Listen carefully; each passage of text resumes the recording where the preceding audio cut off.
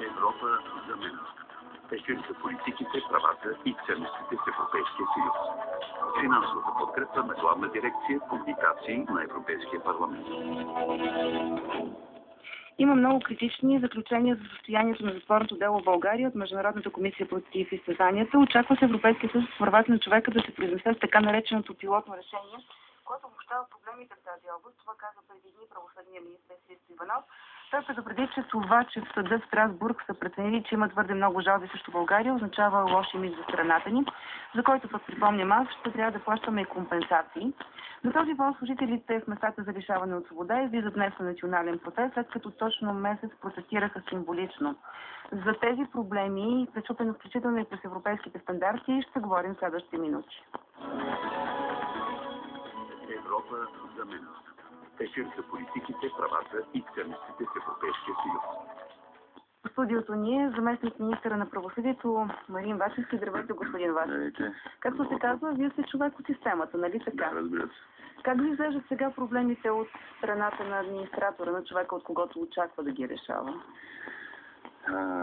Моят професионален опит в Главна дирекция изпълнение на наказанията от преди 33 години. Разликата между тогава и сега е, че тогава действително условията на живот в местата за лишаване от това бяха по-трудни от сегашните, по-лоши. До тогава всички лишени от свобода на 99% бяха осигурени за трудова заетост. И това беше една форма на туширане на напрежението.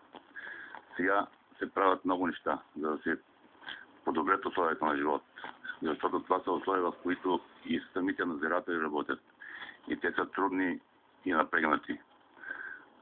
И това, което трябва да се направи, е подобряване, ремонт на инфраструктура, дори би трябвало да се премини към строеж на нов затвор, където условията да отговарят на всички европейски стандарти за третиране на лишените от свобода. Но това е много тежка тема и включително от гледна точка на обществения отзвук. Вие заварихте колегите ви от местата за лишаване от свобода в стачна готовност под някаква форма. Те от 1 август сложиха лентичките. Нека да чуем сега Цветан Михайлов, който е член на управителния съвет на синдиката на служителите за затворите. Здравейте, господин Михайлов. Аз ще ви помоля да си сложите слушателите, да го чувате. Доброто на вас, на господин Вачевски и на слушателите. Пътувате към София вече, предполагам. Пътуваме, да. Колко души очаквате да се съберете? Видях, че сте си направили специална организация. Ще има проверка, за да няма провокации. Се чува нищо. Предполагам около 500 души. Около 500 души очаквате да се съберете. Създали сме такава организация, че хората, които изпълняват служебните си задължения, да бъдат на работници места, други, които да са в готовност да нужда и останалата част в София. Добре, спомням си един ваш разговор с нашия ефир точно на 1 август, когато сложихте лентичките. Тогава казахте, че това е предупреждение към всяко следващо правителство. Тогава бяхме между две правителства. Имахте среща с този екип на правосъдното министерство. Не можахте да се разберете за тези 24 часа. Просто за да покажете, че държите на тези искания или организирате протеста, или смятате, че можете да убедите екипа на министър Иванов да се мине към тези 24 часа? Смятам, че ние поддържаме една активна политика и тя във времето без значение кой е бил в качеството на управляващ. Исканията са били поддържани. Към настоящия момент сме на мнение, че служебно правителство не означава никакво.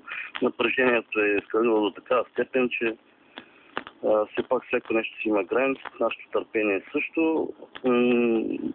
И искането ни за отмяна на тази заповед е принципът стъпва на ясни аргументи, които сме представили в нашите срещи, представили сме по формата на писано становище. Има развитие по въпроса в интерес на истината. Търси се вариант от страна на Министерството на правосъдието, на заместник-министър Вачовски и на господин Иванов, да се намери решение на този въпрос. Като че ли по-големите търкания идват от професионалното ръководство, което пък според нас от друга страна не посочва ясни мотиви, макар и вече 3 месеца след парламента на тази мярка. И само едно уточнение, което за мен е много важно.